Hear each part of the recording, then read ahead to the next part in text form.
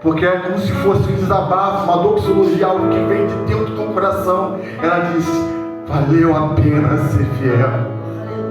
E nasce Samuel. A palavra vai dizer que existe um contexto aqui. Por quê? Porque a gente quer falar aqui sobre os filisteus. Então, nesse contexto aqui, tem uma guerra acontecendo. A guerra que está acontecendo tem ali como juiz da nação, como sacerdote Eli. Era um homem que a narrativa do texto diz que é um homem omisso. Diz a palavra de Deus que era um homem que a cegueira já estava ali alcançando, porque já estava avançado de idade. O texto ainda vai dizer que ele ainda, como eu posso trazer a palavra, era um homem que estava ali gordo, né? Era assim que o texto fala. Por quê? Porque ele estava vivendo num comodismo e numa mornidão espiritual. Ele tinha 2 filhos, Ofni e Finéias. Era um sacerdote. A palavra vai dizer que quando os filisteus vêm sobre Israel, eles vão levar a arca da aliança, a arca de Deus, porque a arca da aliança na guerra é sinônimo de batalha ganha. Só que o texto também vai dizer que eles desprezavam o culto ao Senhor. A Bíblia vai dizer que Deus os fez execráveis, homens tidos como ímpio, emprestados, pessoas das quais Deus não se orgulhava. A palavra vai dizer em Jeremias que as misericórdias do Senhor são as causas de não sermos consumidos, e elas são novas cada manhã. A gente pode entender que as misericórdias do Senhor elas não têm fim, mas como então Deus não teve misericórdia daqueles 2 homens? É porque eles desprezavam a oferta do Senhor. Os homens iam para Siló para oferecer a Deus o seu culto, oferecer a Deus o seu sacrifício. Glória a Deus, aleluia. Tão importante, porque foi ordem de Deus para que o homem não morresse. Ele deveria se apresentar anualmente para sacrificar um cordeiro ao Senhor. Era o dia da expiação. Todo judeu tinha que aleluia, Jesus. O livro de Hebreus vai dizer para que o homem não morresse. Antigamente o cordeiro era imolado, ele não apagava o pecado, mas adiava a sentença. Então toda vez que aquele povo ia para Siló para oferecer o sacrifício, estava ali 2 sacerdotes levianos, ímpios, imoral, que metiam a mão nas ofertas e tomavam a força que ele não queria dar. Eles não entravam e não deixavam ninguém entrar. Eles não adoravam e não deixavam ninguém adorar. Deus falou: esse crime está sentenciado. Porque existe um atributo de Deus que as pessoas não falam, que é a justiça de Deus. Deus vai dizer: eu vou riscar do livro das crônicas, eu vou riscar da sua genealogia todos os seus sacerdotes, todos os homens serão destruídos de privilégio, não vão mais estar oferecendo sacrifícios no altar por esse crime, porque você desprezou o culto ao Senhor. O culto antigamente era para que o homem não morresse. E quando eles precisavam do culto, ou seja, da graça, do favor imerecido de Deus, a graça não os alcançou, porque Deus havia os sentenciado. Deus diz: eu honrarei aqueles que me honram. Aleluia, aleluia, Jesus. Eles morrem. Glória a Deus. Mas porque a arca nos protegeu? Porque trazer a arca era um simbolismo. É muito tempo que eles não tinham comunhão com Deus. Deus permitiu que a arca fosse levada, acontece o Icabode, ou seja, foi-se a glória de Deus. Os homens ficam desesperados, mas a arca está indo para os filisteus, está indo para as províncias dos filisteus, e eles têm lá Dagão, Deus dos trigos, é assim que eles se titularam. Eles botam a arca frente lá de Dagão. A gente sabe o que aconteceu, eu não vou ficar na narrativa, mas eu só queria enfatizar algo interessante, porque enquanto a arca de Deus está lá nos termos dos filisteus, acontece tantas pestilências, tanta mortandade, que eles veem então que realmente eles trouxeram algo sagrado de Israel e apresentaram indevidamente ao Deus dele, Dagão. E Deus está sentenciando os filisteus, está causando morte. A arca agora, que era sinônimo de bênção, agora na mão do inimigo é sinônimo de maldição, porque eles não sabiam como manusear aquilo. Então eles começam a pesquisar como é que a gente faz para poder apartar a ira desse Deus de sobre nós. Por quê? Porque tem um detalhe aqui, os filisteus sabiam quem era esse Deus. Porque quando a arca de Deus, eles souberam que a arca de Deus estava indo para Israel, eles ficaram atemorizados. O que eles vão fazer para poder aplacar a ira? Eles vão fazer hemorroidas de ouro e ratos de ouro, porque eram as pragas que estavam nos atingindo. E eles começam a procurar alguma forma de atrair a atenção daquele Deus. Eles querem atrair a atenção de Deus para que Deus retire a sua mão, para que não pegue a sua mão sobre a nação, para que não cause mais detrimento. E eles vão descobrir que eles precisavam dar glórias a Deus. Olha só que interessante. O texto vai dizer que aquele povo pagão, glória a Deus, aleluia, agora vão dar glórias a Deus, glória a Deus.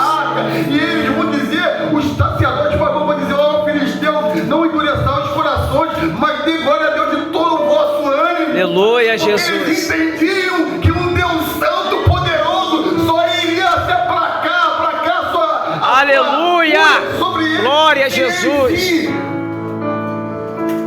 Entregasse de tudo. Oh, aleluia, Deus. E a nação sacerdotal, glória a Jesus, que tinha Deus do lado, aleluia, não como Deus. A arca volta. Diz que vai parar em Kiriat Jearim, aqueles homens, eles vão olhar para dentro da arca. Olha só a irreverência. A arca vem de um jeito. Os homens tinham temor pela presença de Deus, mas quando chega no território dos israelitas, eles vão olhar para dentro da arca. A arca mata, segundo o texto, e alguns exegetas discordam, mata mais de 50 mil homens. E nesse período existe um homem chamado Samuel, que não se contaminou com a direção corrupta, com os sacerdotes corruptos. Todavia dormia do lado próximo, nas proximidades da arca, e foi o único que ouviu a voz de Deus. 20 anos se passaram, e agora ele entendeu que o negócio é com ele. Ele se projeta, ele agora vai para lá e chama todo mundo: vem todo mundo para mim, vamos fazer um concerto com Deus, porque não podemos ficar mais de um minuto sem a sua presença. Aleluia, Jesus. Se concertar com Deus, então vem cá, jejue, deposite água, tudo aquilo que vocês têm, que acham que podem fazer com as suas mãos, agora entregue ao Senhor. Aleluia. E quando eles vão fazer isso, quando eles estão lá se santificando e dizem: pecamos contra o Senhor.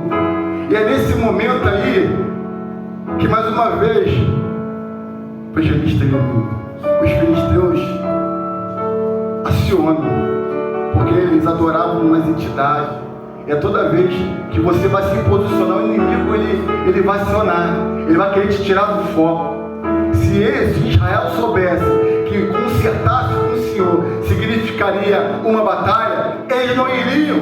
Mas Deus precisava fazer aquele mover para mostrar o quanto Ele é poderoso. Aleluia, Jesus. O texto vai dizer no capítulo 7 de Samuel, que então Samuel chama todo o povo se conserta, os filisteus vêm sobre os israelitas, eles ficam desesperados. Sabe por quê? Porque toda vez que a arca aí era sinônimo de batalha ganha, desde os primórdios, foi sempre assim. Mas agora eles estão no vale, estão voltando para Deus, há muito tempo que não se confessavam com Deus, deixa ali os Baalinhas, as Astarotes, deixa todos os deuses, e vem uma guerra. Como é que pode, né? Você se conserta, se consagra, está buscando a Deus e de repente é só prova. Aleluia, Jesus. A arca não foi, mas diz a palavra de Deus que tem um homem que invocou a presença de Deus. Aleluia. Nunca foi a arca, meu irmão, sempre foi a presença de Deus. Aleluia, Naquele dia eles invocaram o Senhor. Glória a Deus, aleluia. E o texto vai dizer que Deus trovejou em cima dos filisteus, literalmente. Aleluia. Eles não empunharam espada. O que eles fizeram? consertaram o altar, Aleluia, Jesus. se consagraram ao Senhor e invocaram ao Senhor de todo o coração. Deus mata os filisteus. Sabe que o que me chama a atenção, que Deus não queria fazer isso para provar que Ele é mais poderoso que Baal, porque Deus, Ele é criador, Ele não precisa disputar com Satanás. Não existe essa falsa ideologia de um Deus do bem e um Deus do mal. Não, Deus é Deus e ponto. Satanás é criatura. Então o que Deus queria fazer? Queria abrir os olhos de Israel e dizer para Israel: valeu a pena. Aleluia, Vocês têm Jesus. feito concerto comigo. Agora vocês estão do lado certo. E eu sou o Todo-Poderoso El Shaddai, o Senhor dos Exércitos. Aleluia. Aí a gente entra aqui em 2 Samuel capítulo 5. 40 anos de Samuel, 40 anos de Saul. Passaram-se período deles. A Bíblia vai dizer em Atos 13, 22, que vai dizer assim: achei Davi, filho de Jessé, homem segundo o meu coração. E é que esse homem que Deus resolve fazer plano. E é com esse homem que Deus resolve fazer um novo concerto, um novo pacto. O nome Davi significa amado, predileto. O texto vai dizer que agora Davi, depois de ter sido ovacionado, rei em Hebron, o texto vai dizer que ele ficou lá por 7 anos.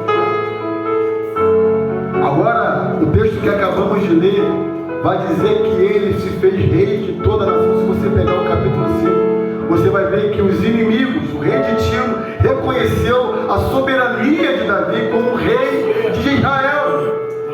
E ele já conquistou a fortaleza, expulsou os jebuseus, está justamente em Jerusalém, num lugar estratégico, está tudo bem, os reinos estão na sua mão, as nações, as tribos estão todas agora entendendo que existe um rei Israel, governado por Deus.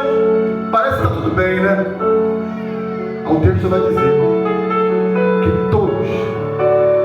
todos os filisteus se reuniram agora para vir em cima de Davi. Sabe o que é interessante? Porque esse homem inteligente, a narrativa do texto, se você discorrer, vai perceber que Davi, ele lutou a favor dos filisteus, quando estava fugindo de Saul. Ele guerreou as guerras dos filisteus, mesmo tendo derrotado Golias, mas ele foi para lá, ele viu o poder bélico do inimigo. Ele sabe que não está enfrentando um inimigo que é inexperiente, é um inimigo poderoso na batalha. A história vai dizer que o rei Ramassés II do Egito contratou os filisteus para guerrear as suas guerras. Uma vez os filisteus tentaram invadir o Egito, mas não conseguiram. Mas aí aquele rei inteligente falou o seguinte: eu vou pegar esse povo aqui, vou pagar eles para eles lutarem por mim, porque eles são os caras que dominam a arte aqui. Eles conseguem, né? Eles me deram trabalho. Isso é história circular. Para você entender que Davi sabia que o inimigo estava bem equipado. Haja visto que aquele mesmo inimigo levou a cabeça do rei Saul. Já tinham matado o rei de Israel. O texto vai dizer que quando Davi está sabendo disso, a Bíblia vai falar que ele não vai consultar profeta, ele não vai consultar sacerdote. O texto vai dizer que ele vai descer a fortaleza. Vai falar com quem? Vai com os conselheiros? Não. O texto vai dizer que quando ele vai descer, ele vai falar com Deus. Porque é um homem que tem chamado, que sabe que o inimigo está vindo sobre ele, é um inimigo implacável, é um inimigo que já é conquistador, que tem aprisionado Israel por muito tempo, já teve a audácia de levar a arca da aliança para os seus termos, e não desistiu, mesmo sabendo que Deus era poderoso, mesmo sabendo que Deus já tinha trovejado sobre ele. Eles foram de novo. Se lembra da tentação de Jesus? A Bíblia vai dizer que o diabo vai se ausentar de Jesus por um espaço de tempo. Ele sabe que é derrotado, mas o plano dele é de tirar do fogo. Ele vai continuar. A Bíblia vai dizer: se sujeitarmos, pois, a Deus, resistir ao diabo, ele fugirá de nós. Quando ele vai consultar o Senhor, Deus vai falar assim: não, Davi, vai lá, eu sou contigo, pode ir, eu vou te fazer vencedor. Se você olhar a narrativa do texto, lá em Crônicas, você vai entender que os filisteus, eles eram compostos por 5 províncias, eram 5 reis.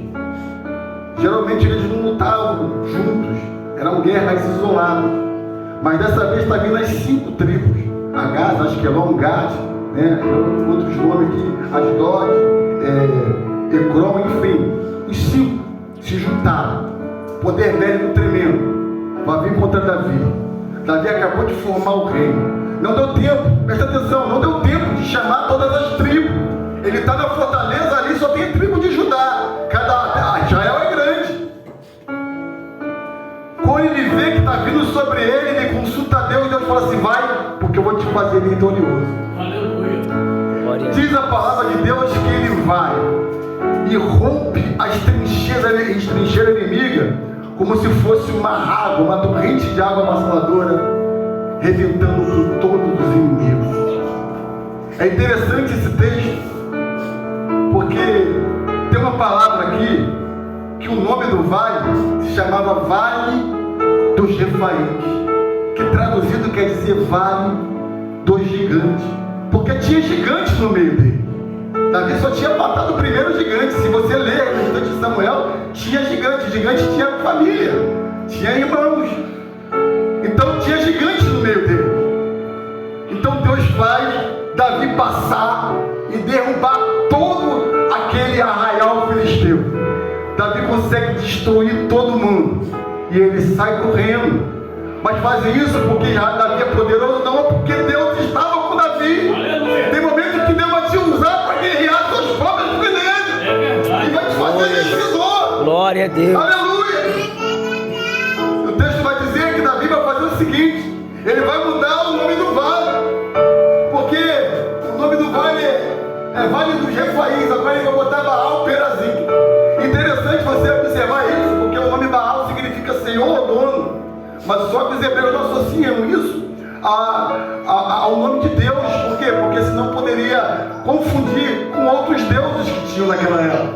Mas juntando essa palavra composta, o nome Baal Perazim significa Senhor do rompimento, Senhor das passagens abertas, Senhor que abre caminho. Quando Davi está indo, quem está indo com ele é Deus. É Deus que está abrindo. Glória a Deus, aleluia. Satanás não está debaixo dos teus pés, sujeitamos coisa dele. Ele disse: o diabo ele fugirá de vós. Aleluia. Toda a armadura de Deus, depois de haver feito tudo, glória a Deus. Aleluia. Quem guerreia é o Senhor. Glória a Jesus, aleluia. Oh, aleluia. Eu não sei se você está entendendo essa palavra, essa música. Aleluia, Jesus, glória a Deus. Aleluia. É o inimigo conhecido. Essa parte do texto que eu gosto, porque eles levaram a arca e eles tinham uma tradição que se levasse o povo que eles estivessem lutando fosse derrotado, era porque o povo, o Deus daquele povo era um Deus fraco. Quando eles levaram a arca, eles pensaram isso, mudaram de ideia porque Deus assim o fez. Mas dessa vez, diz o texto que eles deixaram todos os seus ídolos. Davi pega aqueles ídolos e queima os ídolos no fogo. É como se Davi estivesse entendendo, meu irmão, que a guerra que ele estava tendo ali não era uma guerra física, não era só uma guerra de exércitos, não era uma guerra só de espadas, era uma guerra espiritual. Os termos ugarísticos aqui, só para você fazer um parênteses aqui, só para você entender, eles adoravam a Dagon. Na mitologia deles lá, essa crendice, essa patifaria que eles acreditavam, infelizmente. Eles acreditavam que Dagon era pai de Baal. Então, na cabeça deles, eles estão com um Deus mais poderoso. E ali, quando os ídolos são queimados, É como se Davi estivesse falando: quem é o Deus fraco agora? Quem é o Deus fraco agora? Só que isso mexe com o ego dos filisteus. A palavra vai dizer que o inimigo não vai desistir, meu amado irmão, de você. A Bíblia diz que os anjos se encontram ao nosso redor, e ao nosso redor se encontra Satanás tramando como um leão. E é por isso que Davi é um homem segundo o coração de Deus, porque ele ganhou a guerra, ele destruiu os inimigos. Ele poderia encher o ego, inflar o ego e falar: eu estou poderoso, já conquistei nações, já domino sobre Israel, já destruí os filisteus. A palavra vai dizer que os inimigos dos filisteus vão se ajuntar novamente. A tua guerra está longe de terminar. Aleluia, Jesus. Mas eu tenho um recado para te dizer esta noite: que Deus está indo contigo. A guerra é no meio do vale. O vale é chamado Vale do Gigante.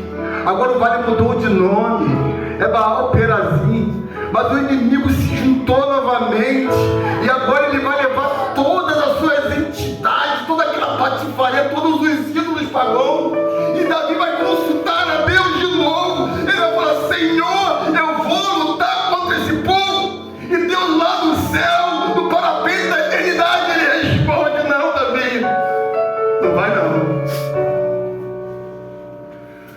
Espera, vai haver um sinal. Oh, aleluia. Deus vai te dar um sinal, meu irmão. Aleluia. Você está guerreando há tanto tempo, parece que a guerra não tem fim. Dá um refrigério, de repente o inimigo vem de novo. Agora Deus se levanta e fala: não, não vai não, Davi. Vai por trás e espera um sinal. Quando você vir o barulho da marcha por cima da copa das amoreiras, há de ser que esse será o sinal. E aí você vai, Davi. Então, quando Davi vê o barulho da marcha, é o exército celestial. Deus está dispensando as suas merengues celestiais esta noite. Glória a Deus, aleluia, Jesus. O inimigo está vindo em cima, está vindo com fúria, está falando que vai destruir, que vai derrotar, que vai sepultar. Mas hoje o Senhor está dando uma palavra para revogar a ordem do inferno. Aleluia! Porque hoje eu vou no seu encontro. Glória a Deus! General de batalha, o seu nome. Aleluia, Jesus. Oh, Senhor poderoso. Ainda antes que houvesse de eu sou, e não há ninguém que possa escapar das minhas mãos, operando Deus, quem impedirá? Aleluia. Aleluia, Jesus. Deus foi na frente. Samuel, Daniel está orando ao Senhor, Senhor, a profecia de Jeremias, Senhor, a profecia de Jeremias passaram 70 anos, e diz que está acontecendo uma guerra espiritual. Diz que o anjo foi impedido de trazer a mensagem, porque o príncipe da péssima potestade se impôs no meio. E quando a resposta chegou, o anjo vai dizer: ah, Daniel, desde o dia que você se inclinou a orar, é que foi dispensada a ordem, mas havia uma guerra espiritual. Oh, não pare de orar, o segredo está na oração. Era isso que eu queria te falar, o segredo está na oração. Continua clamando. Davi clamou, ganhou a primeira guerra. O inimigo vem de novo, clama de novo, clama a mim, responder-te-ei. Se achei coisas grandes e firmes que você não sabe. Glória a Deus, aleluia, Jesus. Glória a Deus. O inimigo é poderoso. Não era um inimigo fraco. Não era qualquer um. Eles acreditavam. E aquela entidade, aquele Baal, pai de Baal, aquela patifaria, seduziu o coração dos judeus. Porque aquelas potestades, eles prometiam riqueza, prostituição, banalização do casamento, e prometiam prosperidade. Era o que o mundo promete pra gente. Mas tinha ali um homem chamado Davi, chamado por Deus, que não deixou a jactância entrar no coração dele, a jactância é vaidade. Ele falou: eu consegui porque Deus era comigo. Eu clamei agora e Deus não deixou aí porque não dava para mim. Nessa guerra você não terá que pelejar, meu irmão. Aleluia, Jesus. Deus está falando: não dá para você mais. O que eu faço? Continuo clamando. Quem sabe o Senhor pode mandar um anjo, assim como mandou para Ezequias e matou 185 mil assírios. Continue orando, meu amado irmão. Continue orando. A palavra vai dizer que desde aquele dia então os filisteus jamais se projetaram daquela forma, nunca mais tentaram invadir o exército de Israel. Tiveram outras guerras, outras lutas, mas jamais eles se projetaram. Deus acabou com o orgulho deles. Foi essa palavra que o Senhor mandou te trazer esta noite.